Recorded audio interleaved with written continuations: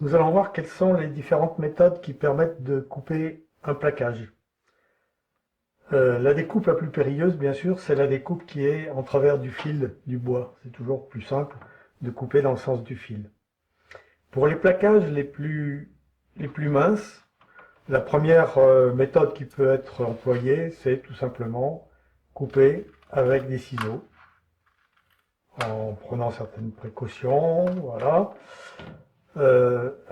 Ça permet d'avoir des morceaux avec des coupes droites assez facilement. La deuxième méthode, vous aurez besoin d'une règle. Je conseille une règle assez lourde et assez épaisse. Quand elle peut avoir un support antidérapant, c'est très bien aussi, c'est pratique d'emploi. Et on peut, pour des plaquages qui ne sont pas trop épais également, et si on a un cutter qui coupe bien, on peut couper simplement au cutter, en faisant attention à la découpe ici sur ce bord, parce que c'est là qu'on risque d'arracher des petits morceaux, des fibres, et évidemment ça se verra dans le morceau qui reste. Voilà, on fait des passages successifs jusqu'à avoir enlevé le morceau. Donc deuxième méthode.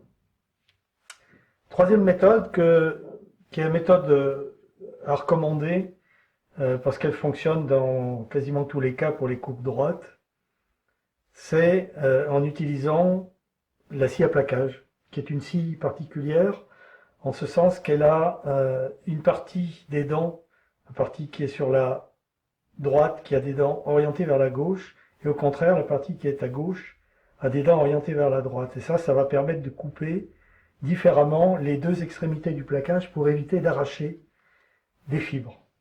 Donc on va placer notre règle et on va commencer par couper cette partie-là en utilisant les dents qui sont vers nous et en poussant. On va couper en poussant.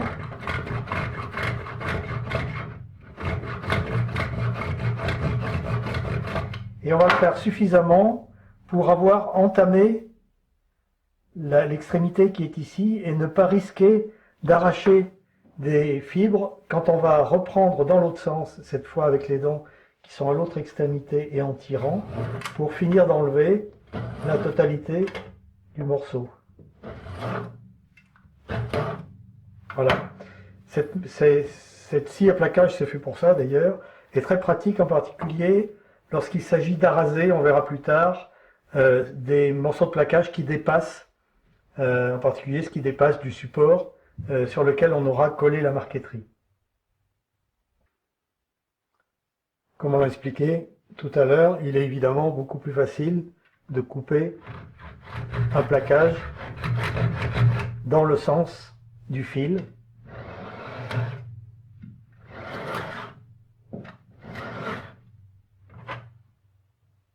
Voilà, et on a beaucoup moins de risques d'éclater des fibres à l'extrémité de la coupe.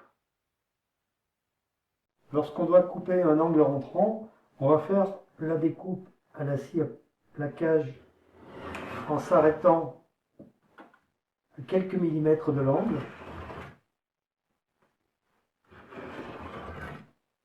Et on va achever avec un ciseau à bois, d'abord en travers des fibres du bois pour ne pas faire fendre le bois.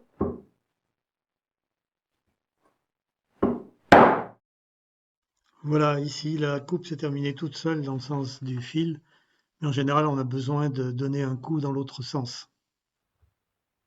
Un autre moyen très pratique de faire des coupes droites est le massicot.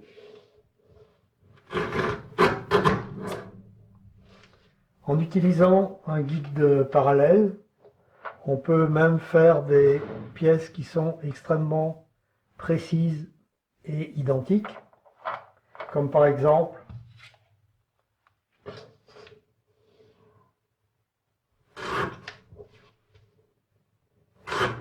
les cases d'un jeu d'échecs,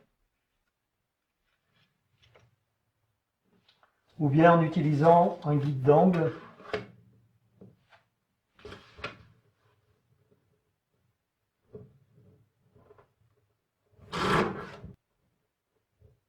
On peut faire des parallélogrammes ou des losanges.